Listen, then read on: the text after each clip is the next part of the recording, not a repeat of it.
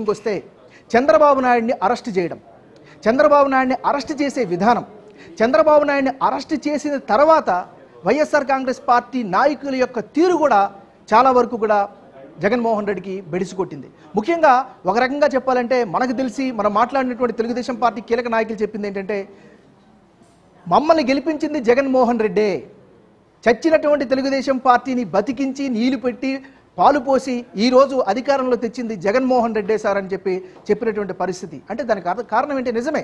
ఎందుకంటే తెలుగుదేశం పార్టీని వ్యక్తిగతంగా దాడి చేయకుండా, తెలుగుదేశం పార్టీ నాయకుల్ని వ్యక్తిగతంగా టార్గెట్ చేయకుండా ఉండి జగన్మోహన్ రెడ్డి తన డీబీటీ ఏదైతే డైరెక్ట్ బెనిఫిషియల్ ట్రాన్స్ఫర్లో సిస్టమ్ ప్రకారం డబ్బులు ఇచ్చుకుంటూ పోతే ఈరోజు నల్లేరుమేడ నటకలాగా ఆయన ముఖ్యమంత్రి అయి ఉండేవాడేమో అనే ఒక ఒపీనియన్ సొంత పార్టీ నుంచే వస్తున్నటువంటి పరిస్థితి కనిపిస్తోంది.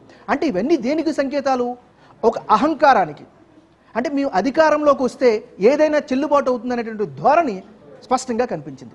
ఇక పార్టీలో కీలకంగా వ్యవహరించినటువంటి విజయసాయిరెడ్డి తీరు, తర్వాత సజ్జల, వీళ్ళందరూ కూడా చేసినటువంటి చర్యలు కావచ్చు, వారి యొక్క ఆలోచన తీరు కావచ్చు, ముఖ్యంగా ఆంధ్రప్రదేశ్లో విజ్ఞులైనటువంటి ఓటర్ల మీద అధికంగా ప్రభావం చూపించింది. మరీ ముఖ్యంగా సొంత పార్టీలో, సొంత ఇంటిలో వైఎస్ రాజశేఖర రెడ్డి గతంలో మాట చెప్తూ ఉండేవాడు. చంద్రబాబు నాయుడు విషయంకి వచ్చేసరికల్లా ఏమనేవాడు? సొంత తల్లికి అన్నం పెట్టినటువంటి వాడు పినతల్లికి గాజులు చేయిస్తాడా అంటే ఒక ఫేమస్ కొటేషన్ ఆయన ఎప్పుడు చెప్తుండేవాడు. అది చాలా వైరల్ అయింది. అదే విషయం ఇప్పుడు జగన్మోహన్ రెడ్డి కుటుంబం కూడా వర్తిస్తుంది కదా.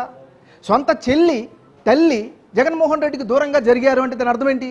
అంటే జగన్మోహన్ రెడ్డి ఇంట్లోనే ఇంత స్పర్ధలు ఉన్నాయని అర్థమవుతుంది కదా. సొంత చెల్లినే నువ్వు కాపాడుకోలేనటువంటి వాడివి మమ్మల్ని ఎట్లా చూడగలుగుతామనేటువంటి ఒక సంకేతం ఇవ్వకనే ఇచ్చినట్టుగా అయింది కదా. ఇది కూడా చాలా పెద్ద ఇంపాక్ట్ చూపించింది. ఇక్కడ ఇంకొక విషయం చూపించాలి.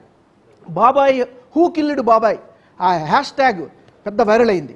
ముఖ్యంగా సునీత, వైఎస్ వివేకానందరెడ్డి కూతురు సునీతారెడ్డి చేసినటువంటి వ్యాఖ్యలు పెద్ద పెను సంచలనంగా మారాయి. ఏంటంటే YS Jaganmohan Reddy party, YSR Congress party పునాదులు నెత్తురుతో నిండిపోయి ఉంది అనేది చాలా పెద్ద అంశం. అది ఆమె గెలుస్తుందా ఓడుతుందా ఎంతవరకు ఉంటుందో పక్కన పెడితే రానున్న రోజుల్లో ఇది చాలా పెద్ద విప్లవాత్మకమైనటువంటి నినాదంగా మారే ప్రమాదం ఉంది కదా. సో ఇవన్నీ కూడా ఆయన యొక్క కర్ణుడి చావుకి 100 కారణాలు అనేటట్టుగా ఈరోజు వైఎస్ జగన్మోహన్ రెడ్డి పతనానికి ఇవన్నీ కారణాలుగా తెలుస్తూ ఉన్నాయి.